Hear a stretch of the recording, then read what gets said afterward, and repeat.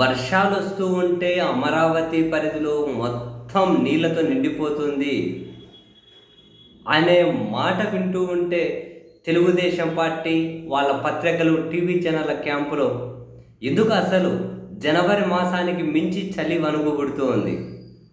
ఏ స్థాయిలో ఫ్రస్ట్రేట్ అయిపోతున్నారు అంటే అయ్యా బాబోయ్, హై ఎన్ని రోజులు ఫేక్ వార్తలు రాస్తారు, ఎన్ని రోజులు చేస్తారు, ఆడ అమరావతి అయిపోయింది ఏంటి అని చెబుతూ ఏమంటారు ఆయన ఓ అమ్మ అంతరిక్షంలోనే పేరెన్నిక కన్నా జర్నలిస్ట్ నేనని చెప్పి భలే కాన్ఫిడెంట్ భలే ముచ్చటేస్తుంది.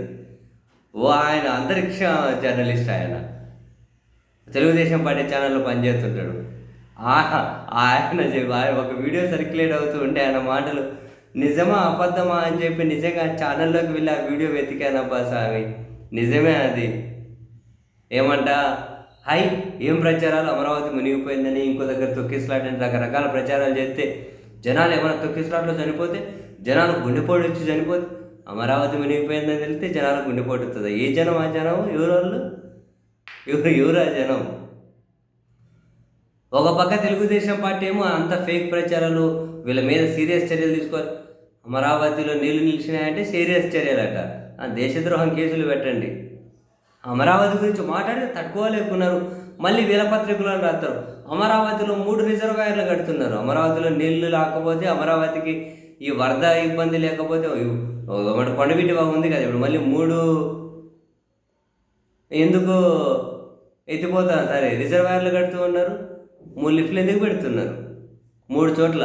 అది ప్రపంచ బ్యాంకు చెప్పింది, ఎప్పుడో మాట్లాడుకున్నాం కదా. ఎందుకు పెడుతున్నారు? దానికేం ఇబ్బంది లేకపోతే. అవును, ఇవన్నీ ఎందుకబ్బా? అసలు చంద్రబాబు సార్ డ్రోన్ టెక్నాలజీ కనిపెట్టినారు కదా, ఆ వానలు వర్షాలు వచ్చినప్పుడు ఫుల్గా ఆ డ్రోన్లతో మొత్తం ఒక లైవ్ కవరేజ్ చేయండి. ఆ డ్రోన్లతో మొత్తం లైవ్ వీడియో రికార్డ్ చేసి అమరావతి పరిసరాలు ఎట్లుందో చూడండి. అది చూపెడితే అయిపోతుంది కదా. ఎవరు నీళ్ళ మునిగిన ఫోటోలు పెట్టారు, వీడియోలు పెట్టారని ఎందుకు? ఆ నిజాలు ఏందో మీరు పైన డ్రోన్ పంపించండి. ఏం నీళ్ళు అనేది అసలు నీళ్ళు నిలవకపోతే నీళ్ళు తోడేసే కాంట్రాక్ట్ వేరే వాళ్ళకి ఎందుకు ఇస్తున్నారా స్వామి? నీళ్ళు మనకపోతే బోట్లోనే ఎందుకు వెళ్ళారా స్వామి? మినిస్టర్లు ఒక బృందాన్ని పిలుచుకొని ఏమైనా అర్థం పడతాం ఉందా? వీళ్ళు అమరావతిలో నీళ్ళు రావట్లేదంటే రాకుండా పోతాయా? ఓం పంపం అబ్రకదబ్రా అని అంటే ఆగిపోతాయా? నీళ్ళు ఉంటున్నాయన్న మాట నిజం, దాన్ని ఎట్లా డిఫెండ్ చేసుకుంటారో చేసుకోవాలి. అమరావతిలో నీళ్ళు మునిగిపోతున్నాయని చెబితే ఎవరికి గుండెపోటు వస్తుందండి. ఇది హైలైట్ అసలు. అరే ఎందుకు వీళ్ళు ఎంత తనకలాడుతున్నారు? ఒక విమర్శ ఎందుకు పలికినావు? అది కదా ఆ వదిలేని వాళ్ళు, ఢిల్లీలో ఉన్న వాళ్ళు ఈసీని విమర్శిస్తే రాజ్యాంగాన్ని అవమానించినట్లు అంటారు, చూశారు సంబంధం లేకుండా. వీళ్ళు కనుక అమరావతిని విమర్శిస్తే ఇంక రాష్ట్రానికి ద్రోహం చేసేసినట్లు. వేల కోట్ల రూపాయలు తెచ్చేసి దాని తుది రూపు ఎట్లుంటుంది కానీ తెలియని చోట ఖర్చు పెడితే రాష్ట్రాన్ని ప్రేమించినట్లు. ఆ నీళ్ళేంది, కథ ఏంది, ఏం జరుగుతుంది, ఎప్పటికైతే సెట్ అవుతుంది, ఏం చేద్దామనుకుంటున్నారు? వేల కోట్ల రూపాయలు తీసుకొచ్చి అక్కడ ఖర్చు పెట్టి అసలు వీళ్ళ ఆలోచన ఏంది అని చెప్పి అంటే మాత్రం రాష్ట్రానికి ద్రోహం చేసినట్లు.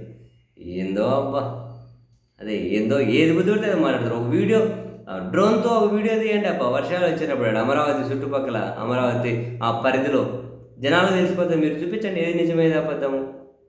జనాలు చూపించే వాటితో ఏం అవసరం లేదు, మీరు చూపించండి. ఈ విమర్శలు ఎందుకు? అమరావతి నీళ్ళలో మునిగిన వాళ్ళను అదే నీళ్ళలో ముంచాలి అని పెద్ద మనిషి అంటారు. ఇట్లాంటి వార్తలు ఇట్లాంటి ప్రసారం చేసి ఇట్లాంటి సర్క్యులేట్ చేసే ఎవరికైనా గుండెపోటు చచ్చిపోతే ఏంటి అంటారు. ఓరే